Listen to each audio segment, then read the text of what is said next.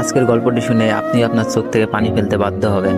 তো আশা করি গল্পটি শুনে আপনাদের অনেক ভালো লাগবে। তো পুরো গল্পটি শুনুন। আমার পাশের বাসার একটা মেয়ে, নাম মিম, আর আমার নাম ইমু। মিম আর আমি দুইজনেই খুব ভালো বন্ধু, বলতে পারেন একজন আরেকজনকে ছাড়া চলে না। হঠাৎ করে একদিন আমি মিমকে মজা করতে করতে বললাম, মিম, আই লাভ ইউ। ও বলে, শোন ইমন, আমি তোকে ভালোবাসতে পারবো না, তুই শুধু আমার বন্ধু। এই কথা বলেই চলে গেল, আটকাতে পারলাম না।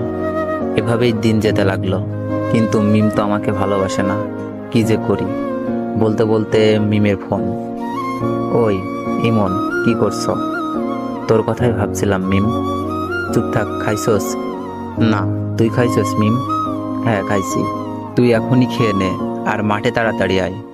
আচ্ছা, বলেই লাফাইতে লাগলাম। মিমের মনে হয়তো আমার জন্য ভালোবাসা জাগছে। তাড়াতাড়ি খেয়ে গেলাম, গিয়েই বললাম, কিরে মিম, হঠাৎ জরুরি তলব? সামনে আমাদের এক্সাম রে, খুব টেনশনে আছি। কোনো চিন্তা করিস না, ফেল করলে তোরে তো আমি বিয়া করবো, তারপর 2টা ক্রিকেট খেলার টিম বানাবো, তোর এক দল আমার এক দল। বলেই হাহা করে হাসি দিলাম। কিন্তু হাসি দেওয়ার পর যা ঘটলো তা আমি কেন আমার চোখও বিশ্বাস করতে পারলো না। এমনভাবে আমার গালে চড় মারলো যেন গাল দিয়ে ধোয়া বের হচ্ছে। চড়টা মেরেই মিম বলা শুরু করলো, তোকে বন্ধু করে জীবনে বড় ভুল করেছি, আজ থেকে আমাদের বন্ধুত্ব এখানেই শেষ। বলেই চলে গেল। আর আমার চোখ দিয়ে বৃষ্টির মতো পানি পড়ছে। কিছুই বুঝতে পারলাম না, খুব খারাপ লাগছে। শেষমেশ বন্ধুত্বটাও শেষ। কেমন জানি স্বপ্ন স্বপ্ন লাগছে, তাও কিছুই করার নেই। অশ্রু ভরা চোখ আর বুক ভরা কষ্ট নিয়ে বাসায় আসলাম। এসেই শুয়ে পড়লাম। বালিশটাও ভিজে গেছে। পুরনো স্মৃতিগুলো মনে পড়ছে। প্রতিদিন ওকে ফোন দিয়ে ঘুম পাড়ানো, ঘুম থেকে জাগাতাম। দিনে কমপক্ষে 100 বার ফোন আর মেসেজ তো আছেই। সব স্মৃতিগুলো মনে পড়ছে। আমাদের বন্ধুত্ব শেষ হলেও আমি ঠিক আগের মতোই ফোন দিতাম, মেসেজ দিতাম। মিম খুব বিরক্ত ফিল করত, তারপরও কথা বলতে চাইতাম। হঠাৎ একদিন দেখলাম মিম পার্কে বসে এক ছেলের সাথে হেসে হেসে কথা বলছে, যেন কলিজাটা ছিঁড়ে যাচ্ছে। তাই বাসায় এসে পড়লাম। বুকটা ব্যথা করছে, তাই ভাবলাম মিমকে একটা ফোন দিই। অনেকবার কল হওয়ার পর রিসিভ করলো। মিম, বুকে ব্যথা করতেছে। মিম বলল, ব্যথা করা ভালো, এখন আমাকে ডিস্টার্ব করবি না, পরশু আমার এক্সাম। আমি বললাম, আচ্ছা, নাপা খেলে ব্যথা যাবে? হ্যাঁ যাবে, এখন আর ফোন দিস না প্লিজ, কিছুই পড়া হয়নি। আমি বললাম, কয়টা খাবো? তোর যতটা খেতে মন চাই খা, প্লিজ ইমন, আর না। আমি এবার বললাম, লাস্ট একবার, ভালোবাসিস? মিম এবার বলল, ইমন, এইসব কথার কোনো মানেই হয় না, আমরা জাস্ট ফ্রেন্ড। তোর অনুরোধে কিন্তু দ্বিতীয়বার ফ্রেন্ড হয়েছি, তাই যা বলোস ভালো করে বুঝে বলিস। থ্যাঙ্কস মিম, রাখি। ওকে রাখ, আর ভবিষ্যতে এ যেন এমন কথা আর শুনি না। ওকে। ফোনটা কেটে দিলাম। একসময় মিম মেয়েটা সারাক্ষণ আমার খবর নিত, এখন আর নেয় না।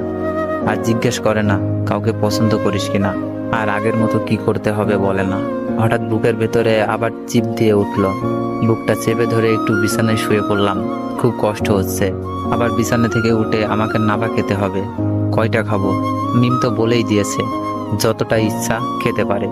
সবগুলো ওষুধ মুখের ভেতরে পুরে ঘুমিয়ে পড়লাম। কাক ডাকা ভরে উঠে পড়ে মিম। মোবাইল চেক করে একটা দীর্ঘশ্বাস ছাড়ে। যাক, আজ আর কোনো মেসেজও নাই, মিস কলও নাই। পড়াই মনোযোগী হই। মিম মন দিয়ে পড়তে থাকে। হঠাৎ মনটা যেন কেমন কেমন করছে। তবুও ভালো, ইমন জ্বালাচ্ছে না। ছেলেটার কোনো কমন সেন্সও নাই। যখন তখন ফোন দিয়ে বলে, মিম, এইটা হয়েছে, এখন কি করব? ওইটা হয়েছে, বোরিং। কয়েক ঘন্টা কেটে গেলেও মিমের মোবাইলে আলো জ্বলছে না। হঠাৎ মোবাইলে মেসেজ টোন বেজে উঠল। মিমের কাছে বোরিং হ্যাপি দুইটাই লাগলো। মেসেজ অন করেই হতাশ হয়। রবি সিম কোম্পানির SMS।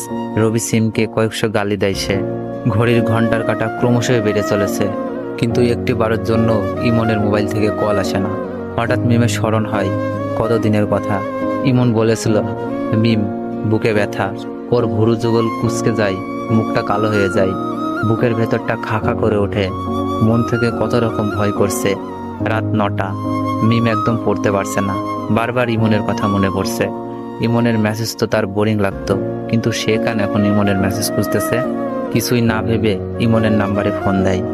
তো গল্পটির সেকেন্ড পার্ট চাইলে বেশি বেশি কমেন্ট করুন।